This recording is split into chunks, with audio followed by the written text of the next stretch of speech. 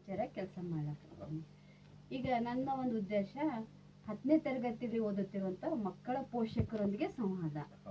ಅಂದ್ರೆ ಈಗ ಮಕ್ಕಳು 10ನೇ ತರಗತಿಗೆ ಬರ್ತಾರ, ಅವ್ರು ಏನು ಓದ್ತಾರೆ ಏನು ಓದಿಲ್ಲ ಅನ್ನೋದು ಬರೀ ಶಿಕ್ಷಕರ ಮೇಲೆ ಜಾಸ್ತಿ ಒತ್ತಡ ಅದ. ಅದಕ್ಕೆ ಒಂಚೂರು ಶಿಕ್ಷಕರು ಮಕ್ಕಳ ಜೊತೆಗೆ ಮಾತಾಡಿದ್ರೆ ಸ್ವಲ್ಪ ಮಾಹಿತಿ ಗೊತ್ತಾಗ್ತದ, ಶಿಕ್ಷಕರ ಜೊತೆಗೆ ಮಾತಾಡಿದ್ರೆ ಗೊತ್ತಾಗ್ತದ, ಪೋಷಕರ ಜೊತೆಗೆ ಮಾತಾಡಿದ್ರೆ ಗೊತ್ತಾಗ್ತದ ಅಂತ ಉದ್ದೇಶಕ್ಕಾಗಿ ನಾನು ಇವತ್ತು ಮನೆ ಭೇಟಿಗೆ ಬಂದೀನಿ. ಈ ಒಂದು ಕಾರ್ಯಕ್ರಮಕ್ಕೆ ತಮಗೆ ಸ್ವಾಗತ. ತಮ್ಮ ಹೆಸರು? ನಿಂದಮ್ಮ? ಕವಿತಾ. ತಮಗೆಲ್ಲರಿಗೂ ಕಾರ್ಯಕ್ರಮಕ್ಕೆ ಸ್ವಾಗತ. ತಮ್ಗೆ ಎಷ್ಟು ಜನ ಮಕ್ಕಳು? 3 ಜನ. ಅವರು ಏನೇನು ಓದ್ತಿದ್ದಾರೆ?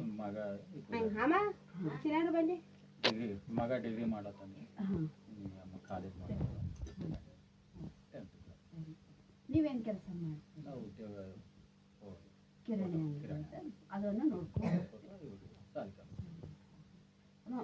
ಮಕ್ಕಳು ಓದರ್ದಾಗ ಹೆಂಗ್ ಅದಾರ, ಯಾವ ರೀತಿ ಅವ್ರ ಪ್ರಗತಿನ ನೋಡ್ತಾ ಇದ್ದೀರಿ? ಇಷ್ಟೊಳಗೆ ಫಲಿತಾಂಶ ಸರಿಯಾದ್ರಿ. 4 ಓದ್ಕೋತಾರ. ನಿನ್ನ ಹೆಸರು? ಅಂಕಿತ. ನೀನು ಕೂಡ ನಮ್ಮ ಶಾಲೆಯಲ್ಲಿ ಓದಿದ್ದ ಹಳೆ ವಿದ್ಯಾರ್ಥಿ. ನಂಗೆ ಭಾಳ ಖುಷಿ ಆಗ್ತದೆ. ಈಗ ನೀ ಏನು ಓದ್ಲಕತ್ತೀವಿ? Second year. ನೀ ಬಿಡಿಸಿದ ಪರೀಕ್ಷೆಕ್ಕೂ ನಿಮ್ಮ ತಂಗಿ ಬಿಡಿಸೋ ಪರೀಕ್ಷೆಕ್ಕೂ ಭಾಳ ವ್ಯತ್ಯಾಸ ಅದ. ವೆಬ್ ಕಾಸ್ಟಿಂಗ್ ಅದ.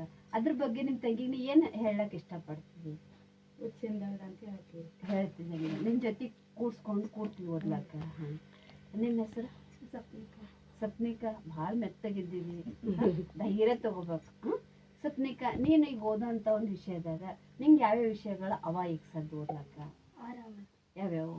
ಸಮಾಜ, ಕನ್ನಡ, ಗಣಿತ, ಇಂಗ್ಲೀಷು, ಹಿಂದಿ. ಆ ವಿಷಯದಲ್ಲಿ ನಿಂಗೆ ಏನು ಕಠಿಣ ಅನ್ನೋದು ಯಾವ್ದದ, ಸರಳ ಅನ್ನೋದು ಯಾವ್ದದ? ಎಲ್ಲ ಸರಳ ಅವ. ಅಷ್ಟು ಸರಳ ಅವ. ಗುಡ್. ಹಾಗಾದ್ರೆ ನೀನು ಓದೋ ಒಂದು ಪ್ರಯತ್ನ ಹೆಂಗೆ ನಡೆದದ? ಸರಿಯಾಗದ. ನಿಂಗೆ ರಿಸಲ್ಟ್ ಯಾವ ರೀತಿ ತರ್ತಿ ಅನ್ನೋದು ವಿಶ್ವಾಸ ನಿನಗದ? ಎಷ್ಟು ಬರ್ಬೋದು ಪರ್ಸೆಂಟೇಜ್? 90 ವಾ, ವೆರಿ ಗುಡ್. ಕಂಗ್ರ್ಯಾಚುಲೇಷನ್ಸ್. ಯಾಕಂದ್ರೆ ನಮ್ಮ ಆಶೆನೂ ಕೂಡ ನಾವು ಕಷ್ಟಪಡ್ಲಕತ್ತೀವಿ ಸಿಕ್ಕಾಪಟ್ಟೆ. ನಮ್ಮ ಕಷ್ಟ ಯಾರಿಗೆ ಅರ್ಥ ಆಗಲ್ಲಾಗ್ಯದ, ಆದ್ರೆ ಮಕ್ಕಳ ಕಷ್ಟನೂ ನಾವು ಅರ್ಥ ಮಾಡ್ಕೊಲಾಗಿವಿ. ಅದಕ್ಕೆ ನಾನು ಅನ್ನೋದೇನ, ನಿಮ್ಮ ಆರೋಗ್ಯ ಬಹಳ ಮುಖ್ಯ.